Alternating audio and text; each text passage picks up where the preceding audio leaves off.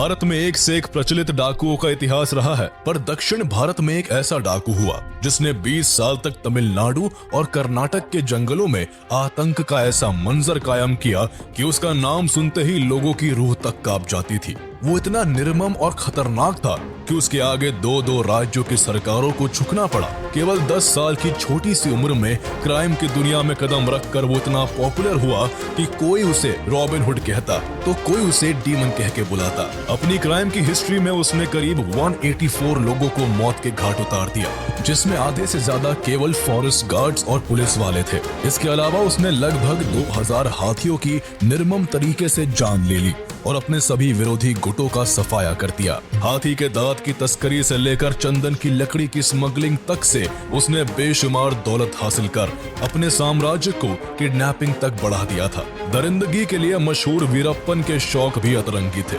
वो खूंखार दिखने के लिए न केवल लंबी लंबी मूछें रखता, बल्कि पुलिस अधिकारी को मारकर उनके सर से फुटबॉल भी खेला करता था। एक समय ऐसा आया कि उसने कन्नड़ सिनेमा के सुपरस्टार राजकुमार को किडनैप किया, तो कभी कर्नाटका के फॉर्मर मिनिस्टर नागप्पा को किडनैप कर उनकी दिन दहाड़े हत्या कर दी, जिससे पूरे भारत में सनसनी फैल गई। उसकी इस पॉपुलैरिटी और दरिंदगी से तंग आकर कर्नाटका एंड तमिलनाडु सरकार को उसे पकड़ने के लिए 5 करोड़ का इनाम घोषित करना पड़ा। फिर भी 20 सालों में 220 करोड़ खर्च करने के बावजूद भी पुलिस कभी उसे जिंदा नहीं पकड़ सकी। तो आइए जानते हैं कहानी भारत के most wanted criminal Koose Munusamy Veerappan की, जिसने पूरे दुनिया में अपराध का ऐसा डंका बजाया कि उसके मरने पर विदेशी मीडिया का शीर्षक था death of a demon. Koose Munusamy Veerappan का जन्म 18 जनवरी 1952 को कर्नाटका के गोपीनाथम गांव में एक तमिल परिवार में हुआ। वीरप्पन का परिवार चरवाहों का काम करता था, जिस कारण वीरप्पन का बचपन से ही जंगल में आना जाना होता रहा। उस पर सबसे ज्यादा इन्फ्लुएंस उसके चाचा सालवई गौंडर का था, जो एक कुख्यात शिकारी और चंदन तस्कर था।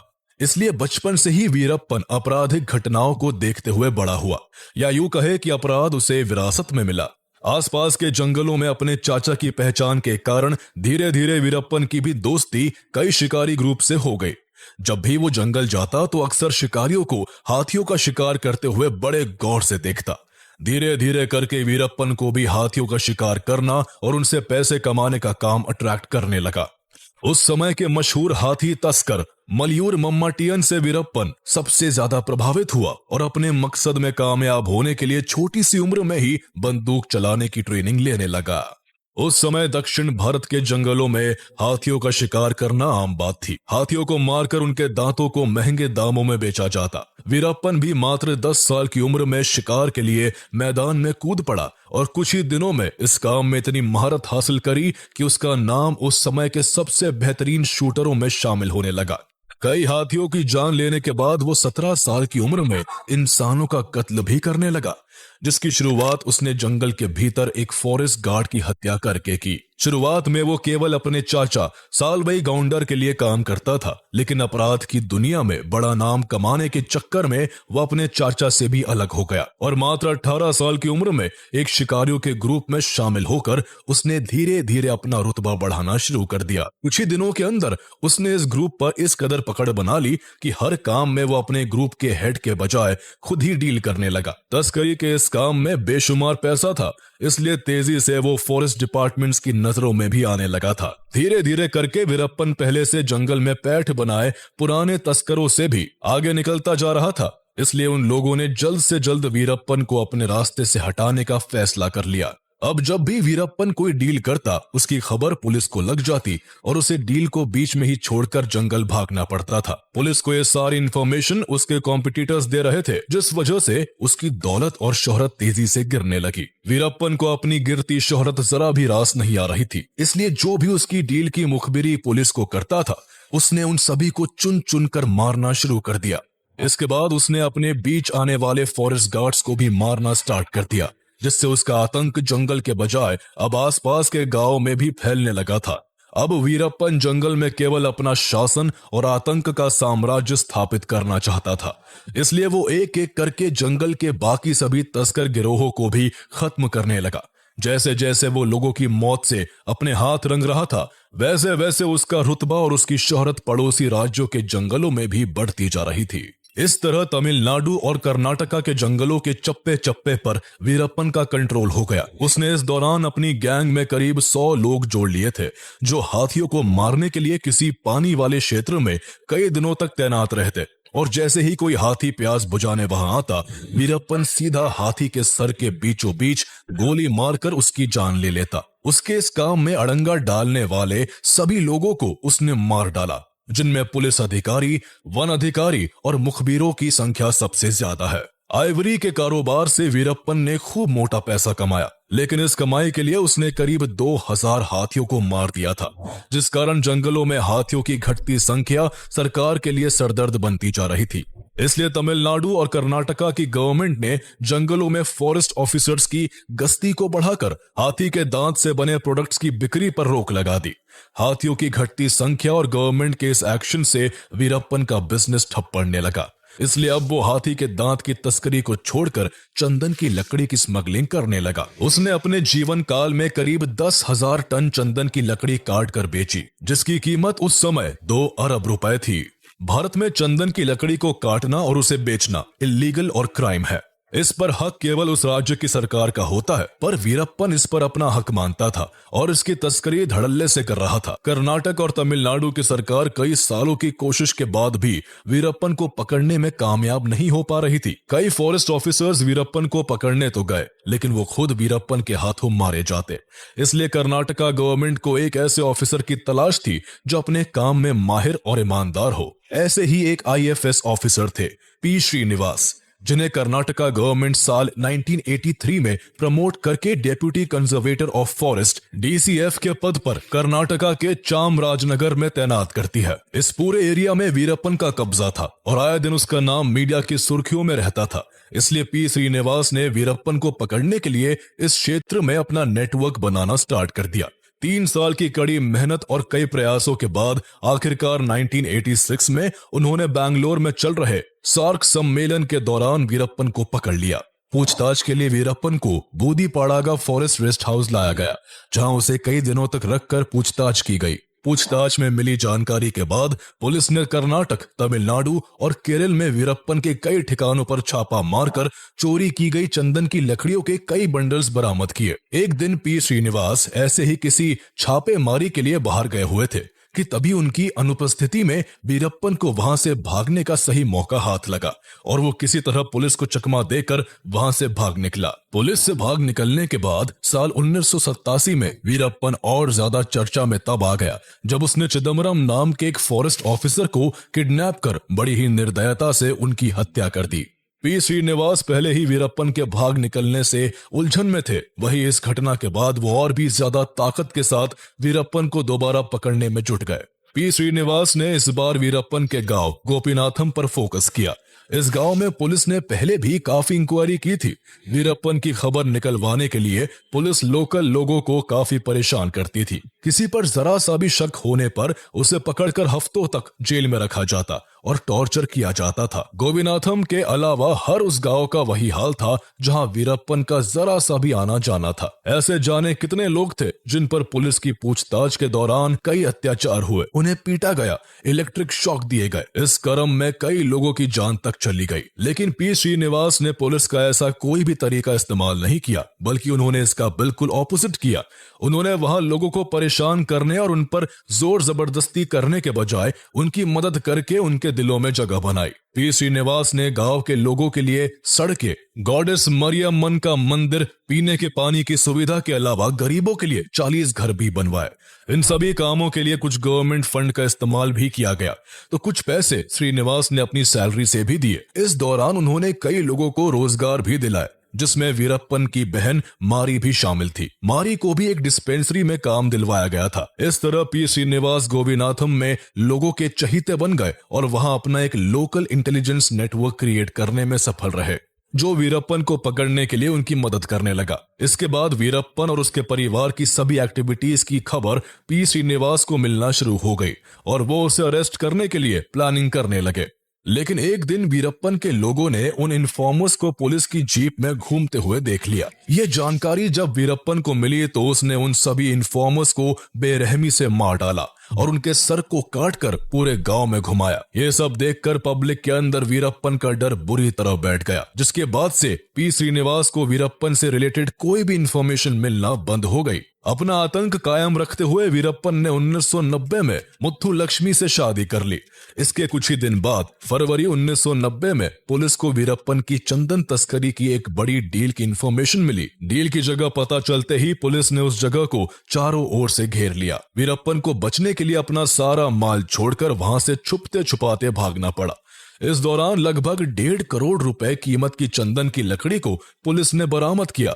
इस कार्रवाई से वीरप्पन को भारी नुकसान हुआ था, जिससे वो पुलिस के प्रति और अधिक क्रूर हो गया। वीरप्पन का एक गुस्सा तब और बढ़ गया जब उसे उसकी बहन मारी की सुसाइड की खबर मिली। इसके लिए उसने पी श्रीनिवास को दोषी ठहराया।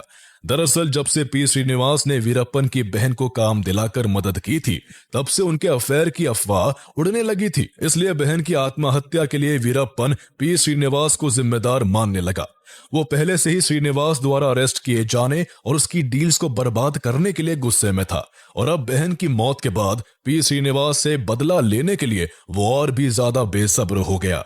कुछ वक्त बाद ही उसे अपना बदला लेने का अच्छा मौका दिखा। दरअसल जुलाई 1991 में पी श्रीनिवास का एसटीएफ में कार्यकाल समाप्त हो गया, जिसके बाद उन्हें मुहैया की गई सुरक्षा कम कर दी गई। सही मौका पाकर वीरप्पन ने पी श्रीनिवास के खिलाफ प्लानिंग करते हुए अपने छोटे भाई अर्जुनन के जरिए श्रीनिवास को संदेश भिजवाया कि वो सरेंडर करना चाहता है, लेकिन इसके लिए उन्हें अकेले उससे मिलने जंगल आना होगा। हालांकि ये सब वीरप्पन की चाल थी, पर पी श्रीनिवास इसमें फंस गए और वीरप्पन से मिलने अकेले ही जंगल की ओर निकल पड़े। उनके वहां पहुंचते ही वीरप्पन ने उन्हें बेरहमी से मार डाला। ऐसा माना जाता है कि वीरप्पन उनके सर को काटकर अपने साथियों के साथ फुटबॉल खेला करता था। इस तरह की निर्मम हत्या से पूरा देश दहल चुका था। उसकी दरिंदगी के किस्से देश के कोने कोने में मशहूर होने लगे थे। अकेले वीरप्पन ने 2-2 राज्यों की पुलिस की नाक में दम कर रखा था। जब भी दोनों में से किसी एक स्टेट की पुलिस कार्रवाई करती, वीरप्पन दूसरे स्टेट के जंगलों में जाकर छुप जाता था, जिससे पुलिस चाहकर भी उसे पकड़ नहीं पा रही थी। इसलिए कर्नाटक और तमिलनाडु की गवर्नमेंट ने मिलकर 1992 में एक joint special task force STF का गठन किया। वीरप्पन को पकड़ने की जिम्मेदारी इस फोर्स के जॉइंट चीफ वॉल्टर देवराम को दी गई। फरवरी 1992 में कर्नाटका टास्क फोर्स ने वीरप्पन के अड्डों पर कार्रवाई करते हुए उसके राइट हैंड गुरुनाथन को मार गिराया। इस पूरे ऑपरेशन में एसआई शकील अहमद की बड़ी भूमिका थी और उनकी बहादुरी के कारण ही यह संभव हो पाया था। इस घटना के बाद वीरप्पन चुप नहीं बैठा और 3 महीने बाद ही रामपुरा पुलिस स्टेशन पर हमला कर कई पुलिस कर्मियों को मारकर उनके हथियारों को लूट लिया। वीरप्पन इस तरह एक के बाद एक कई अटैक्स करता है, जिसके बाद एसटीएफ हरकत में आ जाती है और उसके सभी अड्डों के आसपास सघन तलाशी अभियान शुरू कर देती है, पर एसटीएफ को कुछ भी हाथ नहीं लगता। वहीं दूसरी तरफ वीरप्पन आइवरी की एक फेक डील की अफवाह फैलाता है, जिसके चलते 14 अगस्त 1992 को एसपी हरि कृष्ण और एसआई शकील अहमद अपनी टीम के साथ उसे पकड़ने के लिए जंगल पहुंच जाते हैं। यहाँ वीरप्पन प्लानिंग के तहत घात लगाकर उन पर हमला करता है, जिसमें एसपी हरि कृष्ण और एसआई शकील अहमद समेत 5 पुलिस कर्मियों की जान चली जाती है। वीरप्पन का पुलिस वालों पर कहर बरस रहा था। पुलिस उसे पकड़ने जाती है और खुद उसका शिकार हो जाती। वीरप्पन इस बार आईपीएस ऑफिसर के गोपाल कृष्णन को टारगेट करता है और 1993 में कोलाथपुर गांव में पोस्टर लगाकर खुद को पकड़ने के लिए गोपाल कृष्णन को ललकारता है। इस खबर से पूरे इलाके में सनसनी फैल जाती है और गोपाल कृष्णन वीरप्पन के इस उकसावे में आकर उसे पकड़ने के लिए अपनी टीम के साथ जंगल निकल पड़ते हैं। उनके साथ 15 इन्फॉर्मर्स, 2 फॉरेस्ट गार्ड्स और 5 पुलिस वाले भी एक अन्य बस में सवार थे, जो उनके आगे आगे चल रहे थे। वीरप्पन भी उनकी हर गतिविधि पर नजर गड़ाए बैठा था और उसने पहले से ही रास्ते में लैंड माइन्स को बिछवा दिया था। जैसे ही बस पलार ब्रिज के पास पहुंचती है, बस को विस्फोट से उड़ा दिया जाता है। बस में सवार सभी 22 लोग मारे जाते हैं, लेकिन गोपाल कृष्णन दूसरे व्हीकल में होने के कारण बच जाते हैं। इस विस्फोट में वो गंभीर रूप से घायल होते हैं और उन्हें ठीक करने के लिए डॉक्टर्स को 9 सर्जरीज करनी पड़ती है। इस घटना के बाद पुलिस प्रशासन की साख पर गंभीर प्रश्न चिन्ह लग चुका था। इसलिए एसटीएफ ने अपनी ऑपरेशन को और तेज कर दिया और वीरप्पन के गांव में सघन तलाशी शुरू कर दी। इस दौरान मई 1993 में पुलिस उसके परिवार वालों से पूछताछ करती है और उसकी पत्नी मुथु लक्ष्मी को अपने पति का सहयोग करने के जुर्म में गिरफ्तार कर लेती है। हालांकि उसे कुछ दिनों के बाद छोड़ दिया जाता है। वीरप्पन की पत्नी को तो रिहा कर दिया गया, लेकिन इसी बीच तमिलनाडु गवर्नमेंट ने वीरप्पन और उसके गुट को पकड़ने के लिए एसटीएफ के साथ साथ बीएसएफ को भी जोड़ दिया। बीएसएफ ने जुलाई 1993 में फॉरेस्ट एरिया में ऑपरेशन करते हुए वीरप्पन के 19 साथियों को गिरफ्तार कर लिया। एक महीने बाद अगस्त 1993 में बीएसएफ और वीरप्पन की गैंग के बीच फिर से मुठभेड़ हुई, जिसमें वीरप्पन के 18 लोग मारे गए। वहीं इस दौरान बीएसएफ के 3 जवान भी शहीद हो गए। इसके बाद का क्रम कई सालों तक ऐसा ही चलता रहा। कभी पुलिस वीरप्पन के गैंग मेंबर्स को मार गिराती, तो कभी वीरप्पन पुलिस पर छुपके से हमला करके उन्हें अपना निशाना बनाता। पुलिस लाख कोशिशों के बाद भी वीरप्पन को पकड़ना तो दूर, उसको छू तक भी नहीं पा रही थी। जंगल में उसने एक ऐसा साम्राज्य स्थापित कर लिया था जिसे 2 राज्यों की पुलिस मिलकर भी नहीं गिरा पा रही थी। अब वीरप्पन ढेर सारे पैसों और अपने रसूख का इस्तेमाल करके पॉलिटिकल फेवर पाने के लिए उनसे अपना संपर्क बढ़ाने लगा। इसी चाहत में उसने वन अधिकारियों और चर्चित लोगों को अगवा कर उन्हें रिहा करने के बदले अपनी बात मनमाना शुरू कर दिया। 13 जुलाई 1997 में वीरप्पन ने बुरूडे जंगलों में 10 फॉरेस्ट ऑफिसर्स को किडनैप कर लिया और उन्हें रिहा करने के बदले में सरकार से ऑफिशियल स्टेटमेंट के जरिए माफी की मांग की। हालांकि सरकार ने वीरप्पन से बातचीत के जरिए उन सभी को 7 हफ्तों के बाद रिहा करवा लिया। इसके कुछ ही महीने बाद 8 अक्टूबर 1997 को वीरप्पन की गैंग ने 2 वाइल्ड लाइफ फिल्म मेकर्स कृपाकर और सेनानी को किडनैप कर लिया, जो जंगल में कुछ शूट करने गए हुए थे। वीरप्पन को उनकी बात का विश्वास नहीं हुआ। उन्हें लगा कि वो दोनों पुलिस के इन्फॉर्मर्स हैं, इसलिए उसने 10 दिनों तक उन्हें अपने पास रखा और फिर जब उसका शक दूर हो गया तो उसने दोनों को छोड़ दिया। आगे चलकर दोनों ने वीरप्पन के बारे में काफी कुछ शेयर किया। उन दोनों के अनुसार वीरप्पन को वाइल्ड लाइफ बहुत पसंद थी और जंगलों में सालों से रहने के कारण वो किसी भी जानवर को उसकी आहट से पहचान लेता और कई जानवरों की आवाजें भी निकाल लेता था। इसके अलावा समय समय पर वो अपने क्राइम की ऑडियो और वीडियो रिकॉर्ड करवाकर बाहर भेजता, जिससे उसके आतंक का कहर कायम रहे। वीरप्पन वो खूंखार डकैत और तस्कर था जो गुनाह किए बिना रह नहीं सकता था। उसे मानो कोई ना कोई अपराध करने का चाव लगा हुआ था। वो अपने क्राइम्स के जरिए सुर्खियों में बना रहना चाहता था। इसलिए साल 2000 में वीरप्पन ने दक्षिण भारत के मशहूर फिल्म अभिनेता राजकुमार को उनके ही घर से किडनैप करके पूरे भारत में सनसनी मचा दी। इस किडनैपिंग ने जहां लोगों को हैरान कर दिया, तो वही कर्नाटका गवर्नमेंट पर प्रेशर बढ़ गया था और गवर्नमेंट को वीरप्पन की कई मांगों को मानने पर मजबूर होना पड़ा। राजकुमार को छुड़ाने के लिए हुए नेगोशिएशन में तमिल मैगजीन नक्कीरन के एडिटर आर गोपाल ने बड़ी भूमिका निभाई थी। उन्होंने वीरप्पन के साथ कई दौर की बातचीत की, जिसमें उसने अपनी कई डिमांड्स को सामने रखा। वीरप्पन ने तमिलनाडु और कर्नाटक में चल रहे कावेरी वाटर डिस्प्यूट पर तमिलनाडु के लिए जस्टिस की मांग की। साथ ही उसने तमिल को कर्नाटक की सेकंड लैंग्वेज बनाने की बात भी रखी। इसके अलावा उसने अपने कई साथियों को तमिलनाडु और कर्नाटका की जेलों से रिलीज करने और 1000 करोड़ की फिरौती देने का भी दबाव बनाया। वीरप्पन की 10 से ज्यादा डिमांड्स में कुछ डिमांड ऐसी भी थी जिन्हें आज तक पब्लिक नहीं किया गया। उस समय यह मामला इतना हाई प्रोफाइल और चर्चित था कि कर्नाटका के चीफ मिनिस्टर एस.एम. कृष्णा को तमिलनाडु का दौरा करना पड़ा और वीरप्पन की मांगों को लेकर वहां के चीफ मिनिस्टर एम. करुणानिधि से बातचीत करनी पड़ी। काफी मशक्कत के बाद आखिरकार 108 दिनों के बाद राजकुमार को रिहा कराया जा सका। बाद में उस समय कर्नाटक के डीजीपी रहे सी दिनाकर ने अपनी किताब वीरप्पन्स प्राइस कैच राजकुमार में दावा किया कि राजकुमार को रिलीज करवाने के लिए कर्नाटक सरकार को 20 करोड़ रुपए वीरप्पन को देने पड़े थे। हालांकि राजकुमार के परिवार ने इसे मानने से इनकार कर दिया। इसके पीछे सच्चाई चाहे जो भी हो, लेकिन वीरप्पन का मशहूर लोगों को किडनैप करना अभी थमा नहीं था। राजकुमार की घटना के करीब 2 साल बाद 25 अगस्त 2002 को वीरप्पन ने कर्नाटका के फॉर्मर मिनिस्टर एच. नागप्पा को उनके गांव कामगेरे से किडनैप कर लिया। नागप्पा 1996 से 1999 तक कर्नाटका के एग्रीकल्चर मार्केटिंग मिनिस्टर रह चुके थे। उन्हें अगवा करके एक बार फिर वीरप्पन ने पुलिस की रातों की नींद उड़ा दी। नागप्पा को रिलीज करवाने के लिए कर्नाटक और तमिलनाडु की जॉइंट स्पेशल टास्क फोर्स को केरल पुलिस के साथ काम करना पड़ा। इस बार सरकार ने नेगोशिएशन ना करके नागप्पा को छुड़ाने के लिए पुलिस या कार्रवाई करने का निर्णय लिया, लेकिन पुलिस की प्लानिंग बुरी तरह से फेल रही। ना तो नागप्पा को छुड़ाया जा सका और ना ही वीरप्पन को गिरफ्तार किया जा सका। वही वीरप्पन पुलिस के इस रुख से काफी गुस्से में था, इसलिए जब उसे लगा कि सरकार उससे कोई नेगोशिएशन नहीं करेगी तो उसने नागप्पा को मारकर जंगल में फेंक दिया। इस घटना से एक बार फिर पूरा दक्षिण भारत न रह गया। कर्नाटका और तमिलनाडु की जॉइंट स्पेशल टास्क फोर्स की भारी बदनामी हुई।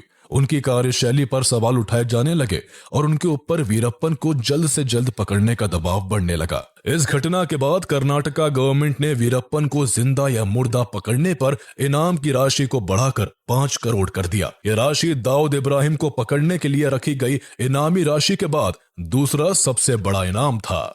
पहले हाथियों का शिकार, फिर चंदन की तस्करी और फिर बड़े बड़े लोगों को किडनैप कर वीरप्पन मशहूर तो हो गया था, लेकिन अब लोग भी उससे तंग आ चुके थे और उससे छुटकारा पाना चाहते थे। कर्नाटक और तमिलनाडु सरकार के लिए वीरप्पन पहले से ही पांव का कांटा बना हुआ था, जिसका जल्द से जल्द सफाया करना जरूरी था। इसलिए साल 2003 से 2004 के बीच तमिलनाडु की चीफ मिनिस्टर जयललिता ने आईपीएस के विजय कुमार को एसटीएफ को लीड करने की जिम्मेदारी सौंपी। विजय कुमार एक बहुत ही एक्सपीरियंस पुलिस ऑफिसर थे और उन्हें कर्नाटक, तमिलनाडु और केरल के जंगलों के बारे में भी काफी नॉलेज थी। उनके साथ आईपीएस एनके सेंथामराई कन्नन को एसटीएफ सेकंड इन कमांड की जिम्मेदारी सौंपी गई। जयललिता की तरफ से वीरप्पन को जिंदा या मुर्दा पकड़ने के लिए एसटीएफ को खुली छूट दी जाती है, जिसके बाद विजय कुमार वीरप्पन से जुड़ी हर छोटी बड़ी इंफॉर्मेशन जुटाने में लग गए। इन सब में एसटीएफ को करीब 10 महीने का वक्त लग जाता है, जो इस बार कोई भी गलती नहीं करना चाहते थे। इसलिए उन्होंने सबसे पहले वीरप्पन की मौजूद सभी वीडियोस को बड़ी बारीकी से देखना शुरू कर दिया और आखिरकार उनको सफलता हाथ लगती है। दरअसल विजय कुमार वीरप्पन की सभी वीडियोस को देखकर कड़ियों को जोड़ने का प्रयास कर रहे थे। तभी अचानक से एक वीडियो को देखकर विजय कुमार चौंक जाते हैं और उनकी आंखें चमक उठती है। उन्होंने देखा कि वीरप्पन उस वीडियो में एक किताब पढ़ने का प्रयास कर रहा था, पर आंखों की कम रोशनी के कारण उसे पढ़ने में काफी दिक्कत हो रही थी। विजय कुमार ने अपने इन्फॉर्मर से इस खबर को वेरीफाई करवाया तो पता चला कि वीरप्पन को मोतियाबिंद की बीमारी है और जल्द ही वो इसका ट्रीटमेंट करवाना चाहता है। सालों से चली आ रही पुलिस के साथ मुठभेड़ में वीरप्पन के काफी लोग भी मारे जा चुके थे। वहीं पिछले 10 महीनों से विजय कुमार द्वारा चलाए जा रहे विशेष अभियान ने उसके धंधे और ग्रुप को पूरी तरह से तोड़कर रख दिया था। इसलिए अब सही मौका देखकर वीरप्पन किसी दूसरी लोकेशन पर शिफ्ट करने की फिराक में था। सेंथामराई कन्नन और विजय कुमार जानते थे कि इस बार वीरप्पन को पकड़ने के लिए उन्हें उसकी गैंग के ही कुछ लोगों को अपने साथ जोड़ना होगा। कन्नन इस काम में जुट गए और बहुत कोशिश के बाद वो वीरप्पन के 2 गैंग मेंबर्स को पुलिस का इन्फॉर्मर बनाने में सफल रहे। इनमें से एक इन्फॉर्मर जंगल में वीरप्पन के साथ रहकर काम करता था, तो वही दूसरा वीरप्पन का बाहर का बिजनेस संभालता था। एसटीएफ के साथ आते ही उन्होंने वीरप्पन की हर खबर कन्नन को देना शुरू कर दिया। फर्स्ट इन्फॉर्मर जंगल से वीरप्पन से जुड़ी जानकारी लाता और सेकंड इन्फॉर्मर से साझा करता। दूसरा इन्फॉर्मर यही इन्फॉर्मेशन कन्नन को फॉरवर्ड कर देता। इस तरह एसटीएफ को वीरप्पन की हर जानकारी मिलने लगी थी। जंगल में रह रहे फर्स्ट इन्फॉर्मर को इस बार कन्नन ने वीरप्पन के बाहर निकलने वाले दिन से जुड़ी हर इन्फॉर्मेशन जुटाने का काम दिया। इसमें उसे 1 हफ्ते का वक्त लग गया। सारी जानकारी जुटाने के बाद सेकंड इन्फॉर्मर कन्नन को इन्फॉर्मेशन शेयर करने के लिए एक चाय की दुकान पर बुलाता है। मीटिंग 16 अक्टूबर 2004 को फिक्स की जाती है, जिसमें दोनों इन्फॉर्मर को कन्नन से मिलना था। 16 अक्टूबर के दिन फर्स्ट इन्फॉर्मर द्वारा बताई गई चाय की दुकान पर दूसरा इन्फॉर्मर पहुंचता है। वही सेंथामराई कन्नन अपनी अनकवर गाड़ी में बैठे हुए थे। कुछ देर बाद फर्स्ट इन्फॉर्मर भी वहां पहुंच जाता है और चाय पीने के बहाने दूसरे इन्फॉर्मर को बताता है कि अन्ना 18 अक्टूबर को अपना ट्रीटमेंट करवाने जंगल से बाहर आने वाले हैं और वो सेलम के एक हॉस्पिटल में अपना ट्रीटमेंट करवाना चाहते हैं, लेकिन वो चाहते हैं कि इसकी खबर पुलिस को ना लगे, इसलिए वो हर चीज को कई बार वेरीफाई करवा रहे हैं। इसके साथ ही वो बताता है कि उनके साथ कुछ हथियारों से लैस आदमी भी हो सकते हैं, इसलिए किसी ऐसी गाड़ी को लाया जाए जिसमें ज्यादा लोग बैठ सके। सेकंड इन्फॉर्मर सारी इन्फॉर्मेशन कन्नन को फॉरवर्ड करता है, जिससे वो अपने सीनियर विजय कुमार को पास कर देते हैं। यह विजय कुमार और उनकी टीम के लिए बेस्ट चांस था, क्योंकि उन्हें भी पता था कि वीरप्पन को जंगल के अंदर पकड़ना लगभग नामुमकिन है। इसलिए वीरप्पन के जंगल से बाहर आने वाले दिन को ही उसकी जिंदगी का आखिरी दिन बनाने में एसटीएफ पूरी जी जान से जुट जाती है। प्लानिंग की जाती है कि वीरप्पन को आंख के इलाज के लिए हॉस्पिटल तक एम्बुलेंस के जरिए लाया जाएगा। एम्बुलेंस तक लाने का काम इन्फॉर्मर को सौंपा गया। इस काम के लिए एम्बुलेंस को इसलिए चुना गया ताकि वीरप्पन को सब कुछ नॉर्मल लगे और उसे एसटीएफ के प्लान की भनक तक ना लग सके। हालांकि हड़बड़ी में इस एम्बुलेंस में सेलम की स्पेलिंग गलत लिख दी गई। यह एसटीएफ की ओर से एक बड़ी चूक थी, परंतु किस्मत से वीरप्पन और उसके गैंग के लोगों की नजर इस गलती पर नहीं जा सकी। इस पूरे ऑपरेशन को ऑपरेशन कोकून नाम दिया गया, जो कि एम्बुलेंस का कोड नेम था। वीरप्पन को इलाज के बहाने एम्बुलेंस के जरिए जंगल से बाहर लाने का प्लान तो बन चुका था, पर अब एक चैलेंज ये था कि उस एम्बुलेंस को ड्राइव कौन करेगा। इसलिए विजय कुमार और सेंतमराई कन्नन इस ऑपरेशन में शामिल होने वाले सभी कमांडोज के साथ मीटिंग करते हैं, जिसमें तय होता है कि एम्बुलेंस का ड्राइवर और हेल्पर एसटीएफ के ही 2 अंडरकवर एजेंट होंगे। उधर वीरप्पन, जो कि अपनी लंबी लंबी मूंछों के लिए मशहूर होता है, वो बाहर निकलने से पहले अपनी मूंछें कटवा लेता है और 18 अक्टूबर 2004 को रात के समय जंगल से बाहर निकलकर अपने तीनों साथियों के साथ एम्बुलेंस में बैठ जाता है। एसटीएफ के कमांडोज गन्ने से भरी ट्रक और एक लॉरी की आड़ में छुपकर अपनी अपनी पोजीशंस ले लेते हैं। 6 एसटीएफ कमांडोज पास के ही स्कूल की छत पर अपनी अपनी AK-47 राइफल्स के साथ मुस्तैद हो जाते हैं। वहीं कनन एक वैन से फील्ड पर उतरकर अपनी टीम को इंस्ट्रक्शन देने लगते हैं। जैसे ही एम्बुलेंस उस जगह पहुंचने वाली होती है, उसका ड्राइवर पहले गाड़ी की नीली बत्ती जलाता है और फिर आगे की फॉग लैंप जलाता है। दरअसल ये एसटीएफ का एक सीक्रेट कोड होता है, जिसका मतलब होता है कि गाड़ी में वीरप्पन के अलावा और भी लोग हैं और सभी के पास हथियार है। ये देखते ही कनन तेजी से दौड़ने लगते हैं और थम्स अप दिखाकर विजय कुमार और बाकी की टीम को अलर्ट कर देते हैं। जैसे ही एम्बुलेंस एसटीएफ के नजदीक पहुंचती है, सबसे पहले ट्रक से रास्ता ब्लॉक कर दिया जाता है और इसी बीच एम्बुलेंस का ड्राइवर तेज ब्रेक मारता है ताकि उसमें बैठे वीरप्पन और उसके लोगों को तेज झटका लगे और वो अनबैलेंस होकर एक दूसरे पर गिर जाए। ऐसा करने के तुरंत बाद एसटीएफ के दोनों कमांडोज तेजी से एम्बुलेंस से कूदकर अपनी टीम से जा मिलते हैं। वीरप्पन कुछ समझ पाता कि तभी एसटीएफ अनाउंसमेंट करके वीरप्पन को सरेंडर करने को कहती है। वीरप्पन को अब सारा खेल समझ आ चुका था, पर उसे इस तरह खुद को पुलिस के हवाले करना बिल्कुल भी बर्दाश्त नहीं था। इसलिए अनाउंसमेंट के तुरंत बाद उसने और उसके तीनों साथियों ने पुलिस पर फायरिंग करना शुरू कर दी। एसटीएफ ने भी जवाबी कार्रवाई करते हुए 20 मिनट के अंदर ही एम्बुलेंस पर 338 राउंड फायरिंग की।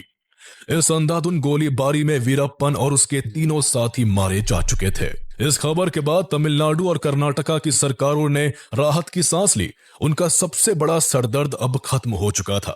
वहीं वीरप्पन की मौत से लोगों के बीच भी काफी जश्न का माहौल देखा गया। वीरप्पन के गांव के लोगों ने पटाखे जलाकर खुशियां मनाई। जैसे ही ये इन्फॉर्मेशन तमिलनाडु की चीफ मिनिस्टर जयललिता को दी जाती है, उनका खुशी का ठिकाना नहीं रहता। बाद में ऑपरेशन कोकून को सफल बनाने में शामिल सभी जाबाजों को उनकी बहादुरी के लिए तमिलनाडु सरकार द्वारा सम्मानित किया जाता है। हालांकि वीरप्पन की क्राइम की दुनिया को आगे बढ़ाने में पुलिस डिपार्टमेंट के कुछ लोग भी जिम्मेदार थे। कई बार वीरप्पन पकड़े जाने के काफी करीब आकर बच निकलता था, क्योंकि कुछ करप्ट पुलिस वालों के जरिए उसे सारी इंफॉर्मेशन पहले ही मिल जाती थी।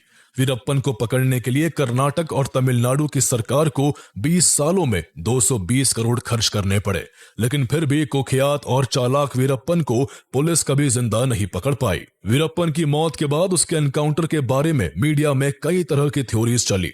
कोई कहता कि वीरप्पन को पुलिस ने 3 दिनों तक टॉर्चर करके मार दिया, तो कोई बताता कि वीरप्पन सरेंडर करना चाहता था पर उसे मौका नहीं दिया गया। कहा तो यहां तक भी जाता है कि अगर वो जिंदा पकड़ा जाता तो कई पॉलिटिशियंस और ऑफिसर्स भी फंस सकते थे। हालांकि सच्चाई क्या है, इसका राज वीरप्पन की मौत के साथ ही दफन हो गया।